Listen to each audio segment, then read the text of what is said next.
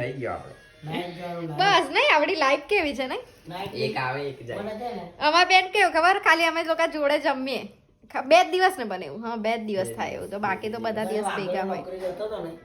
Night આપે ને તમારા સાહેબ જોડે ઝઘડો જ થઈ જતો મને દિવસે ગમે એટલું કામ કરી લો પણ નાઈટ નું બહુ અઘરી લાગે એવું છે. અને આ બાજુ કેવું છે આપણા નાઈટ ના હાલચાલ? નાઈટમાં કઈ નહીં નોકરી કરવાની પણ એવા શિડ્યુલ વાળી જોબ મને નહીં ગમતી રાખે છે એવું આમ શિફ્ટ ચેન્જ થયા કરે કેવું માઇન્ડ ને કેટલા કમાન્ડ આપવાના આપણે એવું કંપની વાળા થોડી સમજ કેવું નહીં કીધા આની જોબ હારી નહીં ખાઈ પીને જલસા કરવાના ખાલી 2 મહિનાથી જાણે એક્ઝામ હવે એટલી શાંતિ લાગે ફૂલ જલસા. અમે લોકોએ બી એ ફેઝમાં ફરી જ લીધું છે. પણ આટલું બધું કન્ટિન્યુ અમારે જેવું હેરાન ને હવે તારો નંબર અમે કેટલા હેરાન થઈએ ખબર તને?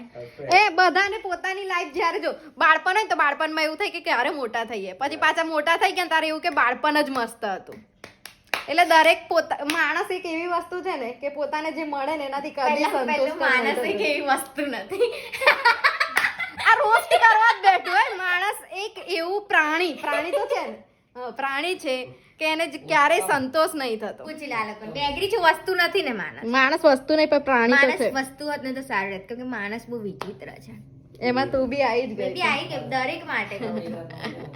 કે એને જેટલું બી મળે ને કોઈ દિવસ સંતોષ ના થાય. સારું મળે કોઈ સંતોષ ના થાય હકીકત ગમે એવું મળે bro. એટલે એવું શીખવાનું જેટલું એટલે જે વસ્તુ હોય ને એમાં ખુશ રહેતા જે વસ્તુ શીખવાનું છે એની વેલ્યુ એની કદર કરતા શીખવાનું. યસ હકીકત યસ તો અહીંયાથી આમ જવાય. ભગવાન કઈ બાકી પછી તમે ઉપર હોય ને તો આમ સુમલી નીચે. કે જે આપણી પાસે વસ્તુ હોય એની કદર ના કરીએ ને એટલે આપણને એનો એ જ ના થાય પછી એ તો પછી ખબર જ છે બધાને. કઈ નહીં ચલો મેં બાય બાય ટેક છોકરાને કેર. શીખી લેવાનું.